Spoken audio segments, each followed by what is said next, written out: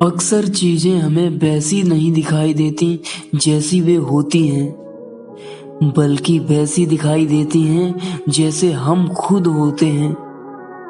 यह एक ऐसे बुद्धिमान व्यक्ति की कहानी है जो अपने गांव के बाहर बैठा हुआ था।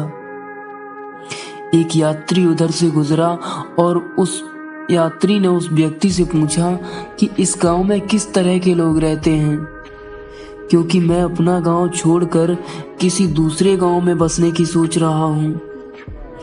तब उस बुद्धिमान व्यक्ति ने उससे पूछा कि तुम जिस गांव को छोड़ना चाहते हो उस गांव में कैसे लोग रहते हैं। उस आदमी ने जवाब दिया, बेस्वार्थी, निर्दयी और रूखे लोग रहते हैं उस गांव में। बुद्धिमान व्यक्ति ने उसे जवाब दिया, इस गांव में भी तुम्हें ऐसे ही लोग मिलेंगे, क्योंकि इस गांव में भी ऐसे ही लोग रहते हैं। कुछ समय बीत जाने के बाद एक दूसरा यात्री वहां से गुजरा और उस बुद्धिमान व्यक्ति से वही सवाल पूछा। बुद्धिमान व्यक्ति ने भी उससे वही सवाल पूछा कि तुम जिस गांव को छोड़ना चाहते हो उस गांव में कैसे लोग रहते हैं। उस यात्री ने जवाब दिया, वहां के लोग विनम्र, दयालु और दूसरों की मदद करने वाले हैं।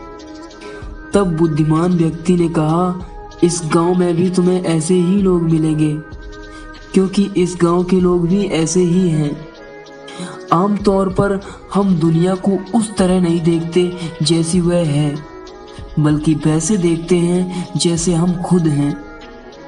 दोस्तों, इस कहानी से हमें सीखना चाहिए कि ज्यादातर मामलों में दूसरे लोगों का व्यवहार हमारे ही व्यवहार का एक आईना होता है।